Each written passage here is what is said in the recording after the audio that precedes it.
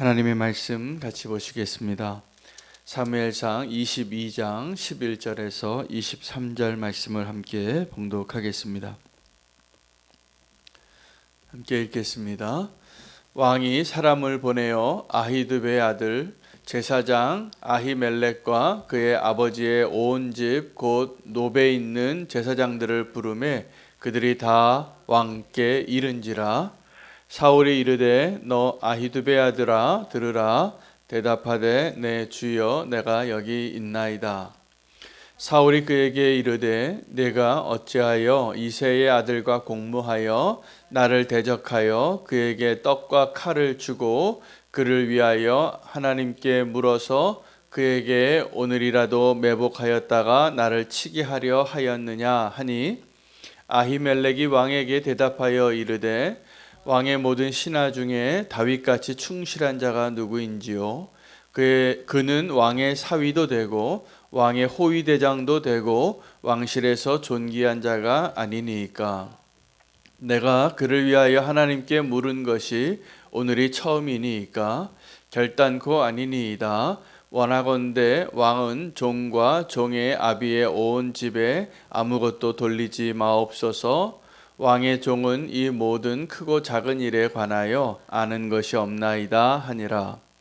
왕이 이르되 아히멜레가 내가 반드시 죽을 것이요 너와 내 아비의 온 집도 그러하리라 하고, 왕이 좌우의 호위병에게 이르되 돌아가서 여호와의 제사장들을 죽이라. 그들도 다윗과 합력하였고 또 그들이 다윗이 도망한 것을 알고도 내게 알리지 아니하였음이니라 하나, 왕의 신하들이 손을 들어 여호와의 제사장들 죽이기를 싫어한지라. 왕이 도에게에게 이르되 너는 돌아가서 제사장들을 죽이라 하매 에돔 사람 도액이 돌아가서 제사장들을 쳐서 그날에 세마포 에봇 입은 자 85명을 죽였고, 제사장들의 성읍 노베 남녀와 아이들과 젖먹는 자들과 소와 나귀와 양을 칼로 쳤더라. 아히두베 아들 아히멜렉의 아들 중 하나가 피하였으니 그의 이름은 아비아달이라. 그가 도망하여 다윗에게로 가서 사울이 여호와의 제사장들을 죽인 일을 다윗에게 알림해 다윗이 아비아달에게 이르되 그날에 에돔 사람 도액이 거기 있기로 그가 반드시 사울에게 말할 줄 내가 알았노라. 내 아버지 집에 모든 사람 죽은 것이 나의 탓이로다. 두려워하지 말고 내게 있으라. 내 생명을 찾는 자가 내 생명도 찾는 자니 네가 나와 함께 있으면 안전하리라 하니라.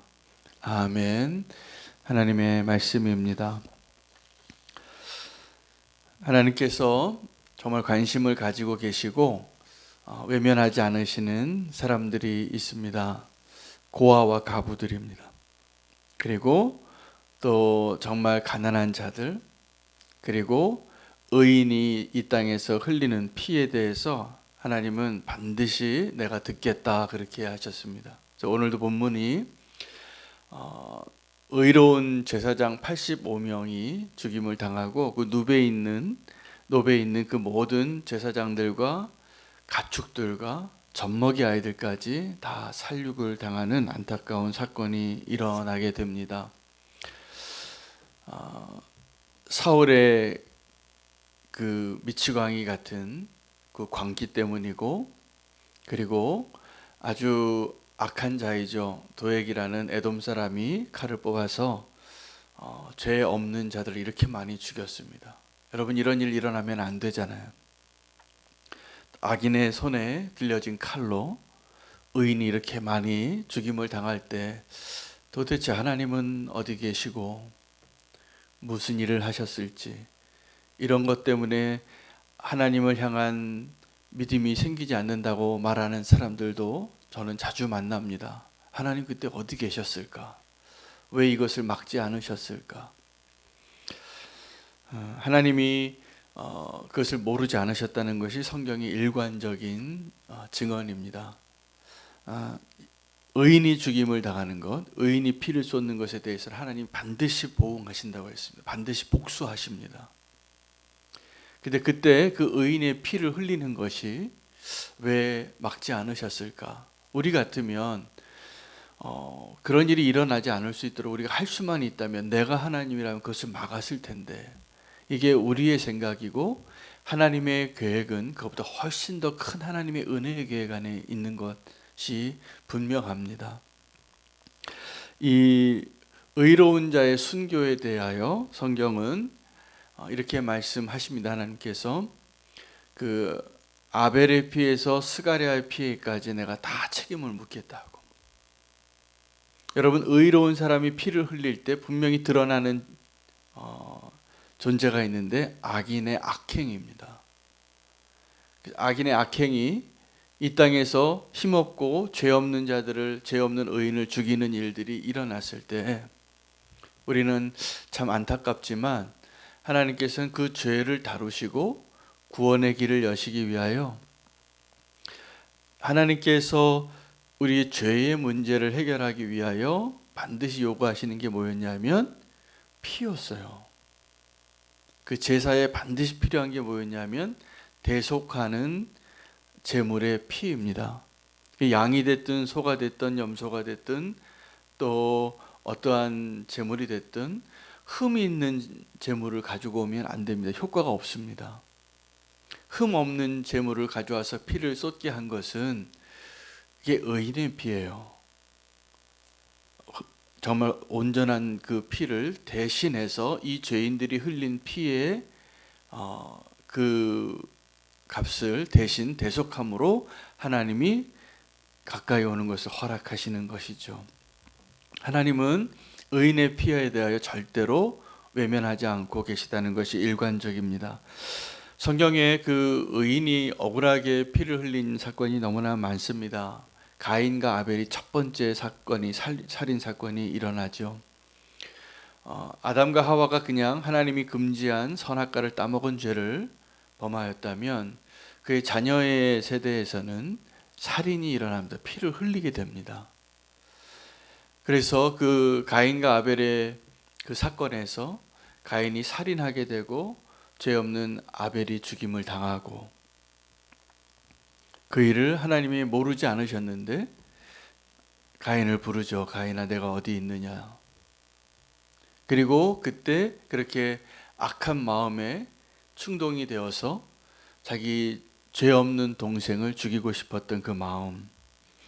여러분, 신약 시대에 와서 교회 시대에 와서 세례 요한이 죽임을 당하고 또 야고보가 죽임을 당합니다. 세례 요한 가장 죄 없는 사람이었죠. 선지자였고 의로운 말을 하고 또 헤롯에게 대하여 당신이 이것을 잘못했다라고 직언했기 때문에 그 옳은 말 때문에 아마 눈에 가시가 되었을 것입니다. 야고보를 죽였어요. 야고보가 다혈질의 사람이었습니다. 아마 예수님 따르는 제자 가운데 가장 선동적으로 보였고 목소리가 큰 사람이었을 거고 행동 대장과 같이 앞장섰던 사람이었을 것이 분명합니다. 악인의 보기에 그들을 죽이는 것이 기뻐였고 그것이 그들의 목표가 됐었을 것입니다. 스데반 집사는 천사 같은 모습일 때 죽임을 당합니다. 그런 일이 일어난 것처럼 동일하게 오늘 이 노베 제사장들 85명을 죽이려고 할 때 사람들이 다 이 제사장을 죽이는 것이 옳지 않고 이 제사장을 죽이라고 명령하는 사울의 명령이 옳지 않다는 것을 사람들이 딱 분별을 했습니다. 그래서 왕의 명령이지만 이거는 좀 너무하지 않는가, 이 선을 넘는 것이 아닌가. 그래서 아무도 왕이 저 노베 제사장들을 다 죽이라, 저가 다윗과 공모해서 나를 죽이려고 하는 일에 작당을 했다, 저 사람들이 국가 반역자들이다, 죽이라고 왕의 명령이 바로 앞에서 떨어지는데 아무도 일어나지 않았습니다. 두려웠기 때문이죠. 저 제사장들을 분명히 다 아는데 저 사람들은 죄가 없는데. 왜냐하면 그 전에 이 아히도벨이 사울에게 호소했거든요. 왕이 지금 우리에게 책임을 물으시는데 이건 분명히 내가 결백하게 내가 왕을 반역한 일도 없고 다윗과 공모한 것도 없습니다. 그가 와서 두 가지를 요구했어요. 배가 고프니까 떡을 달라고. 그래서 그 제사장들이 먹을 수 있는 그 떡을 정말 너희가 지금 성결하냐고 하나님 보시기에 이 본질을 파악하고 떡을 주었지만 그 합당한 자에게 떡을 준 것이 맞습니다. 그러니까 지금 아히도벨은 하나님 앞에 나는 떳떳합니다. 그리고 불쌍한 자를 도왔으면 하나님 기뻐하실 일을 한 것입니다. 배가 고팠기 때문에 떡을 주었다. 또 골리앗의 칼을 줬는데 그 골리앗은 원래 다윗의 전리품이거든요. 다윗이 죽인 자의 것이니까 다윗에게 건네주는데 전혀 문제가 없었습니다. 그리고 한 가지 우리가 알지 못했던 거 하나를 더 알게 되는데 아마 저는 이 세 번째 아히도벨이 다윗에게 주었던 도움 때문에 사울이 더 분노하지 않았을까, 더 미치광이가 되지 않았을까. 무엇을 도와줬냐 하면 에봇을 입고 하나님께 뜻을 구하여 다윗이 어디로 가야 할지를 알려준 거예요. 하나님의 뜻을 구하여 하나님께 물어서 다윗을 도운 거예요. 이 제사장이. 그때 이 사울이 더 미치광이가 되어진 것이죠. 그래서 죽이기로 너는 적당한 것이다. 이 아히도벨은 충성된 자로 여기고 왕실의 고귀한 자고 사위고 또 사울 왕을 지키는 그 사명을 갖고 있는 군사였고 대장이었고,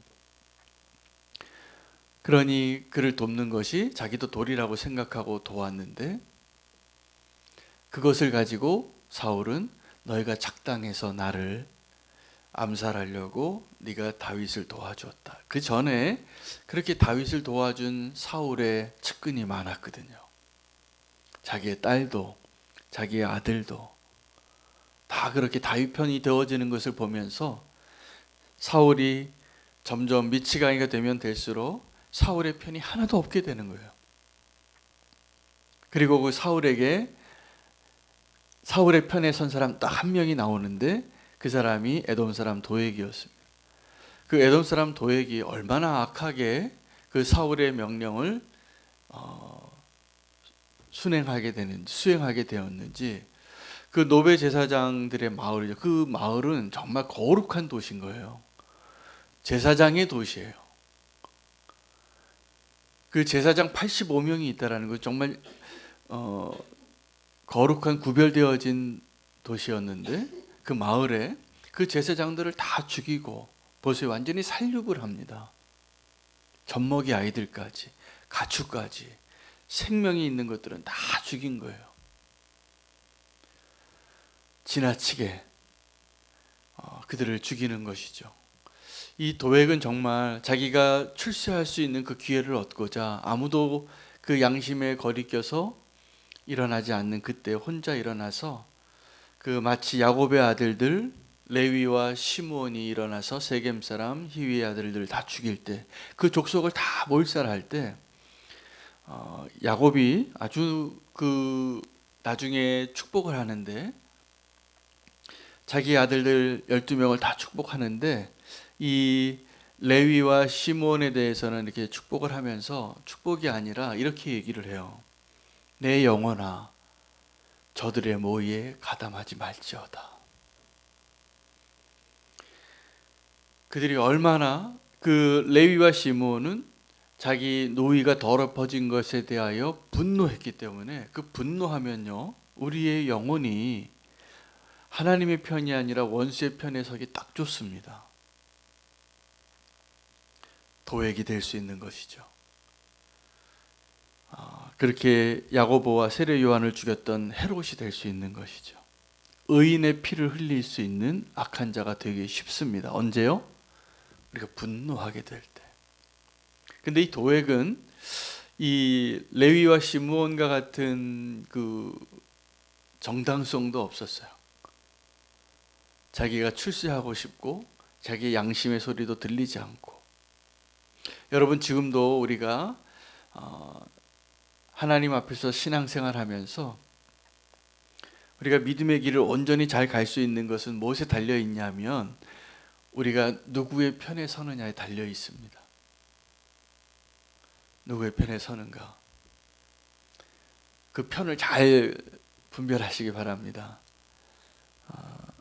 이 예수님을 죽이고자 하는 그때에 사람들이, 예루살렘 성에 있는 사람들이 어떠한 이유에서인지 다 충동돼서 제정신이 아니었어요. 그래서 예수님을 십자가에 못 박으라, 예수님 죽이려고 왜 그렇게까지 그랬는지. 정말 예수님 죽이려고 했던 원래의 사람들은 소수의 사람들이었고 종교 지도자들과 그런 사람들밖에 없었는데 예루살렘 전체가 휩싸여서 어떠한 세력에 휩싸인 것 같이 다 예수님을 십자가에 못 박으라, 못 박으라, 못 박으라, 이 소리가 하늘을 사무치는 거예요. 그래서 그때 가장 어느 편에 서야 할지를 고민했던 한 사람이 있었는데, 공교롭게도 그 사람이 이방인이었던 빌라도예요. 빌라도는 원래 악한 사람이었어요.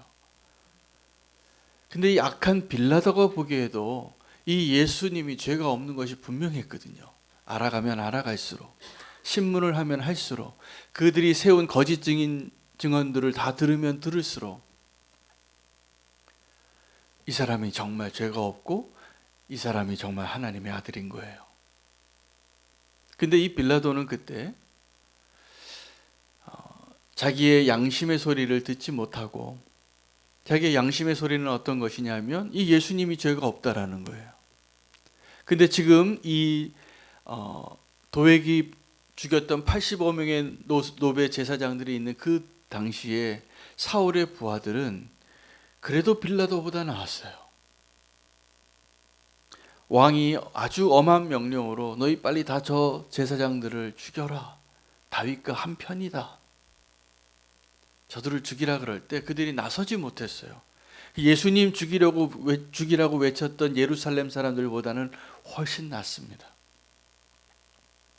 자기가 어느 편에 서야 할지를 알았어요. 두려웠어요. 저 죄 없는 제사장들을 죽이는 게. 그런데 예수님이 죽으실 때에는 그 예루살렘에 있었던 유대인들이 전부 다 에돔 사람과 같이 됩니다. 다 죽이라고 외치는 거죠.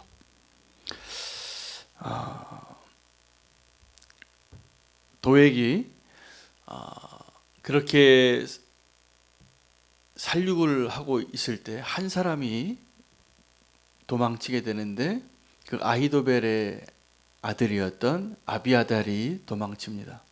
도망쳐서 갈 곳이 어디예요? 이제 다윗에게 가는 것입니다. 다윗이 너무나 미안해서 너의 아버지와 그 제사장들이 다 죽고 그 마을이 몰살당한 것은 내 탓이라고. 내가 아히도벨을 만나는 그날에 그 에돔이 그 자리에 있는 것을 내가 보았는데 불길한 마음이 내가 들었었다. 근데 이럴 줄 알았다고. 내 탓이라고 말합니다. 그 다윗이 그 아비아달을 이렇게 품어주면서 내 탓이고 내가 정말 미안하다, 그렇게 말하면서 너의 목숨을 찾는 자가 나의 목숨을 찾는 자니 나와 함께 있으면 내가 안전하니라.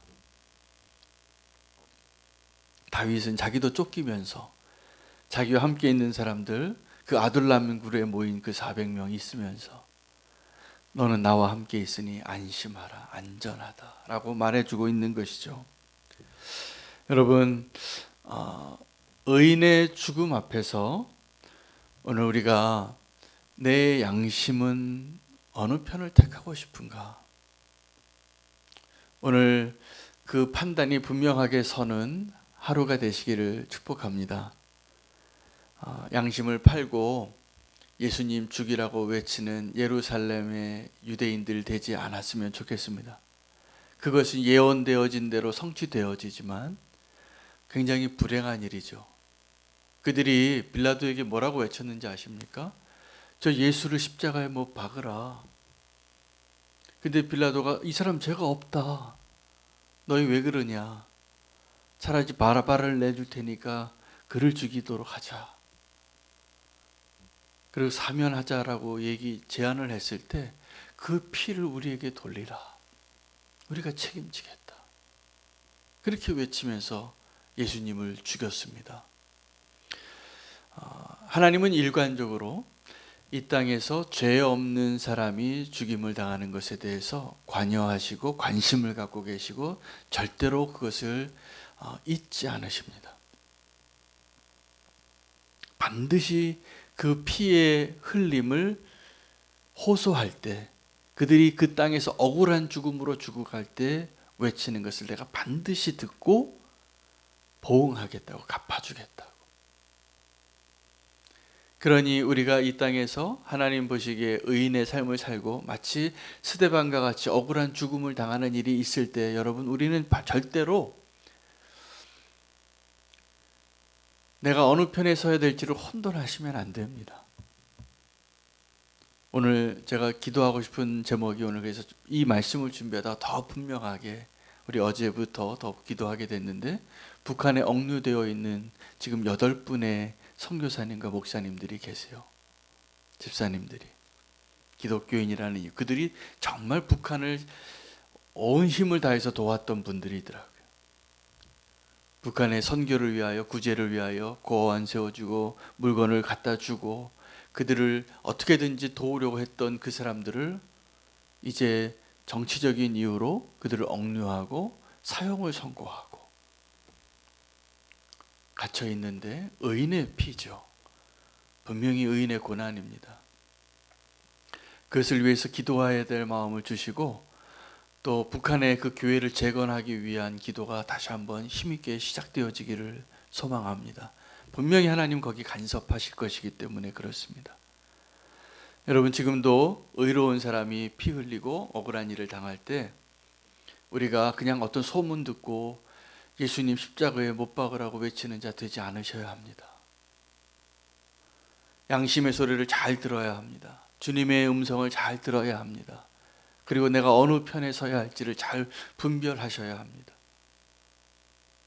그것이 참 판단되어지기 어려운 시대를 살아가지만, 우리가 하나님 앞에 오늘 다시 한번 말씀으로 내가 누구의 편에 서야 하는가, 자기 한번 출세하려고 그 기회를 놓치지 않으려고 죄 없는 제사장의 마을을 다 도육해버리는